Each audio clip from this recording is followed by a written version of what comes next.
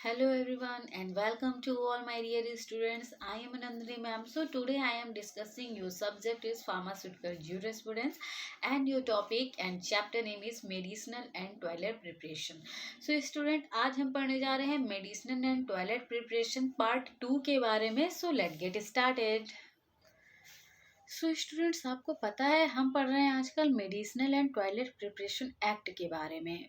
Starting के part में introduction, objective और बॉन्डेड नॉन बॉन्डेड और कुछ डेफिनेशन जो कि इस एक्ट में ज़रूरी थी उनके बारे में हमने डिस्कस किया। और आज हम डिस्कस करने जा रहे हैं प्रोसीजर फॉर लाइसेंस, यानी कि आपको पता होगा कि जब भी हमें फार्मा रिलेटेड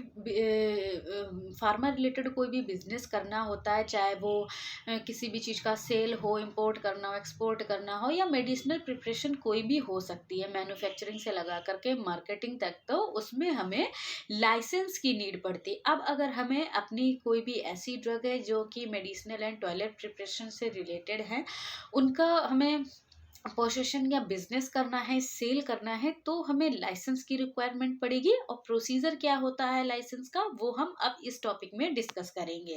अब हम देखने जा रहे हैं प्रोसीजर फॉर लाइसेंस की क्या प्रोसीजर है लाइसेंस का। तो every person desiring the manufacture medicinal and toilet preparation containing alcohol और other narcotic substance, it is required to obtain the licence.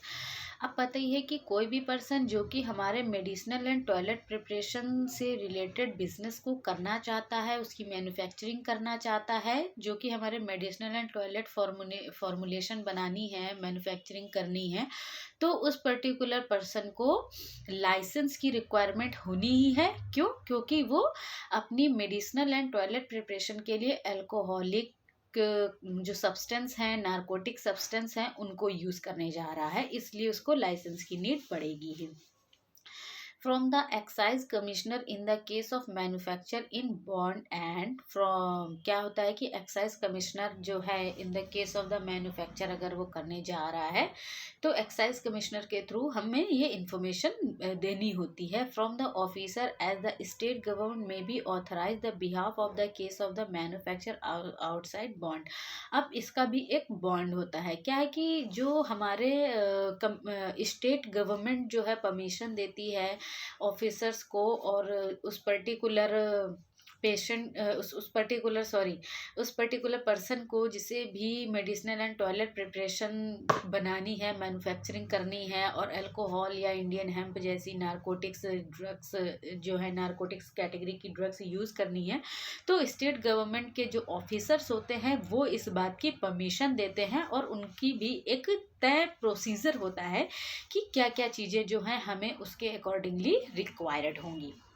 Application of grant license should be submitted prescribed from together with the prescribed fee, so the reach of the license authority at least 2 months before proposed date and commencement of the manufacturer। जो भी हमें अगर licence चाहिए होता है medicinal and toilet preparation का, तो सबसे पहले जो भी हमारा एप्लीकेंट है वो एक परमिशन लेता है। इसके बाद जो भी डिटेल्स होती हैं फिल करता है, मतलब ये डॉक्यूमेंटेशन का वर्क, और प्रिस्क्राइब्ड जो भी फ़ी है उसको पे करनी होती है। फिर जाके जो लाइसेंस अथॉरिटी है वो लाइसेंस को जो भी गाइडलाइंस होती हैं उन्हें फॉलो किया जाता है, और उनके बाद ही उसे, मतलब सबमिशन के 2 मंथ बाद या नियर अबाउट 2 मंथ के टाइम प्रोसेस जो लगता है, और इसके बाद जो मैन्युफैक्चरर है उसे लाइसेंस मतलब अथॉरिटी दे दी जाती है। Search of the applicant should be contain the following particularities. अब कौन कौन सी ऐसी चीज़ें हैं जो ज़रूरी होती है लाइसेंस के लिए, कई सारे पॉइंट्स से नीचे दिए हुए हैं, आप क्लियरली पढ़ के जान सकते हैं। जैसे कि नेम एंड एड्रेस एप्लीकेंट का होना चाहिए, प्रॉपरली नेम एंड एड्रेस जिससे भी लाइसेंस चाहिए, name and address, place, site of which is the bonded and non bonded laboratory suitable for the construction, यानी कि अगर कोई भी ऐसा पेशेंट है जिसको अपने मैन्युफैक्चरिंग के लिए medicinal and toilet preparation act बनाने हैं तो वो हमारे बॉन्डेड है कि नॉन बॉन्डेड मैन्युफैक्चरिंग होने वाली है, इस चीज़ का भी डिटेल उसे देनी होती है। और laboratory suitable for the constructed, की जो भी लेबोरेटरी है जहाँ पे उसे ये सब प्रोडक्ट्स बनाने हैं, तो वो कंस्ट्रक्शन के लिए जो रूल्स एंड रेगुलेशन हैं, गाइडलाइंस हैं, वो हैं वहाँ पे कि नहीं है। ऑल ओवर स्टूडेंट्स आप इसको देख करके सारी चीज़ें पढ़ करके समझ सकते हैं कि क्या होता है। और इसके बाद हमारा जो है वो लाइसेंस जो है वो इन सब पॉइंट्स को देखने के बाद जो है वो इशू कर दिया जाता है, परमिशन दे दी जाती है। A list of the preparation, all that the license proposed of the manufacturing showing the percentage of the alcohol and quantities of the narcotics। क्या होती है कि list of the all preparation की, ऑल प्रिपरेशन की list को हम देखते हैं, फिर लाइसेंस जो है हमारा मैन्युफैक्चर को पूरा मतलब दिखाना पड़ता है, या फिर उसमें मेंशन होता है कि कितने परसेंटेज का आप अल्कोहल को यूज़ कर रहे हैं, किस क्वांटिटी के आप नारकोटिक्स प्रिपरेशन के जो प्रोडक्ट्स हैं उनको यूज़ कर रहे हैं। कि ये नहीं है कि अगर आपके पास लाइसेंस की अथॉरिटी है तो आप किसी भी लिमिट में नारकोटिक्स का या अल्कोहल का कंजप्शन कर सकते हैं और अपनी जो फॉर्मुलेशन है उसे तैयार कर सकते हैं। तो नहीं, एक लाइसेंस में या जिस समय आपको अथॉरिटी दी जाती है तो आपको पूरा बताना होता है किस क्वांटिटी में, किस परसेंटेज में आप अपने नारकोटिक्स एंड अल्कोहलिक प्रोडक्ट्स को यूज़ करने के लिए मैन्युफैक्चरिंग जो है वो कर रहे हैं। It kind of the number of the license held to the application under the Drugs and Cosmetic Act। अब क्या है कि जो हमारा लाइसेंस है वो cosmetic and drugs and cosmetic act जो कि हमारा 1940 में आया था, इसके थ्रू भी हम लाइसेंस को देखते हैं और डिटरमाइन करते हैं कि क्या क्वालिटी एंड क्वांटिटी जो है वो बनाई जा रही है। Detail site plan of the bonded manufactory, अगर कोई हमारी बॉन्डेड मैन्युफैक्चरी हो रही है, मैन्युफैक्चरिंग हो रही है, तो उसकी भी डिटेल्स जो है वो हमारे पास होनी चाहिए। In the case of the firm, true copy of partnership deed to the case of company. हाँ, in the case of the firm true copy of the partnership, क्या है कि अब अगर मान लो कोई भी वो मैन्युफैक्चरिंग हो रही है जहाँ पे अगर उसका पार्टनरशिप में कोई बिजनेस चल रहा है, तो उस केस में हम क्या करते हैं, जो ट्रू कॉपी होती है वो कंपनी के डायरेक्टर्स या मैनेजर्स के सहमति से जो है वो रखी जाती है। और अगर मेमोरेंडम उस चीज़ की, किसी भी चीज़ की ऐसी कोई ज़रूरत पड़ती है तो ड्यूरिंग टू इंस्पेक्शन हमें उसको दिखाना होता है, जब इंस्पेक्शन होता है तब। So the association of the articles, जो भी उसके आर्टिकल्स होते हैं, एसोसिएशन होते हैं, डायरेक्टर्स हैं, मैनेजर्स हैं, ट्रू कॉपी जो होती है वो उनके पास भी होती है और उन्हें उस चीज़ को रखना होता है अपने पास कि इंस्पेक्शन के दौरान वो उसे दिखा सके।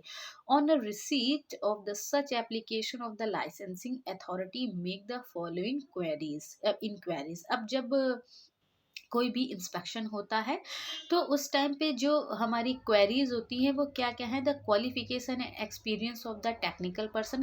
क्योंकि जो भी हमारी मैन्युफैक्चरिंग चल रही है इंडस्ट्री में या ऑर्गेनाइजेशन में, उसको मैन्युफैक्चर करने वाले जो एम्प्लॉयज़ काम कर रहे हैं, तो वो जो टेक्निकल पर्सन है उनकी क्वालिफिकेशन क्या है और उनका एक्सपीरियंस कितना है। The equipment of bonded laboratories, जो हमारी बॉन्डेड लेबोरेटरीज हैं वहाँ पे जो परफॉर्म हो रहे हैं टेस्ट या फिर जो मैन्युफैक्चरिंग हो रही है, तो वहाँ पे कौन कौन से इक्विपमेंट्स हैं, ग्लासवेयर्स हैं या मशीनरीज यूज़ की जा रही हैं, ये भी। And suitability of the products building for the establishment of laboratory, जो मतलब जो भी हमारा कंस्ट्रक्शन का वर्क चल रहा है, तो जो हमारी बिल्डिंग है या यूनिट है, ऑर्गेनाइजेशन है, वो कितनी सूटेबल है जो हमारे मेडिसिनल एंड टॉयलेट प्रिपरेशन की फॉर्मुलेशन वहाँ पे बन रही है, मतलब कि मैन्युफैक्चरिंग वहाँ पे हो रही है, इसके लिए। सो अब हम देख लेते हैं कि ऑफेंसेस एंड पेनल्टीज़ क्या क्या होती हैं हमारे इस एक्ट में, मेडिसिनल एंड टॉयलेट प्रिपरेशन में। Failure of follow the licence condition, अगर लाइसेंस की कंडीशन अगर आपके पास नहीं है, आप बिना अथॉरिटी के अगर ऐसा कुछ मैन्युफैक्चर कर रहे हैं जो कि मेडिसिनल एंड टॉयलेट प्रिपरेशन या फिर नारकोटिक्स जिसमें यूज़ हो रहा है, तो आपको imprisonment up to 6 months and 5 2000, जो मतलब कि आपको 6 महीने या उससे ज़्यादा की जेल भी हो सकती है, और फाइन है वो आपका 2000 तक का हो सकता है। Disorderly keeping the stock and accounts, अगर आपने स्टॉक और अकाउंट को प्रॉपरली मेंटेन नहीं किया है, ऑर्डर में मेंटेन नहीं किया, या उसमें कोई कमी पाई जाती है, तो आपका जो फाइन है वो 2000 या उससे ज़्यादा का भी चार्ज किया जा सकता है। Illegal sale of dutiable goods, अगर ड्यूटेबल गुड्स का इलीगल सेल किया जा रहा है, मतलब इलीगल कि जिस चीज़ की आपको परमिशन नहीं है और आप वो काम करते पा रहे हैं, उस सेल को कर रहे हैं, मतलब उस प्रोडक्ट को सेल कर रहे हैं जिसकी आपके पास परमिशन नहीं है, तो जो वो फाइन है आपका वो 1000 तक का देना पड़ सकता है या फिर उससे ज़्यादा। फॉल्स इंफॉर्मेशन टू ऑफिसर्स, अगर कोई ऑफिसर्स इंस्पेक्शन के दौरान आया और उसे ऐसी इंफॉर्मेशन, गलत इंफॉर्मेशन मिल गई, तो जो फाइन है वो आपका 20,000 तक का भी हो सकता है। Failure to maintain the measuring device, अब कोई भी जो मेजरमेंट के लिए जो भी डिवाइसेस वहाँ पे यूज़ की जा रही हैं उस यूनिट में हमने देखा है, और अगर वो मेजरमेंट प्रॉपरली नहीं है, प्रॉपरली जो एक्चुअल अमाउंट होता है उसमें अगर कुछ हेरा फेरी है, तो उसका फाइन भी है जो 1000 रुपये का फाइन है उस पर। और failure to provide the locking facilities, अगर लॉकिंग फैसिलिटीज़ में किसी तरीके की प्रॉब्लम पाई जा रही है, आपने जो रूल्स एंड रेगुलेशन मेंटेन नहीं किए हैं, तो उसका हमारा 200 का चार्जेस जो है वो आपको पेनाल्टी, एज अ पेनाल्टी पे करना पड़ेगा। इसके बाद है फेल्योर टू डू ड्यूटी, अगर कोई ऐसा है तो जो अपनी ड्यूटी में सही से काम नहीं कर पा रहा है या उस पर फेल हो रहा है, तो इम्प्रिजनमेंट आपको 3 महीने से ज़्यादा की जेल और फाइन, या फिर जेल और फाइन दोनों भी हो सकता है। एंड डिस्क्लोजर इंफॉर्मेशन है, तो उसके लिए जो हमारा फाइन है वो 1000 रुपये का पड़ता है। तो ये था।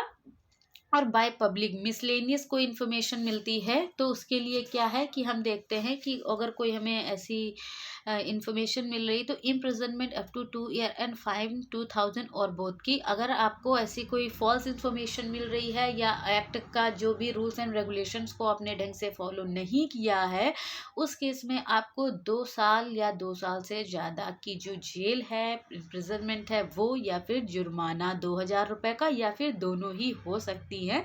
और ये सब जो हमारे ऑफिसर्स एंड पेनाल्टीज थी, ये थी हमारी medicinal and toilet preparation act की।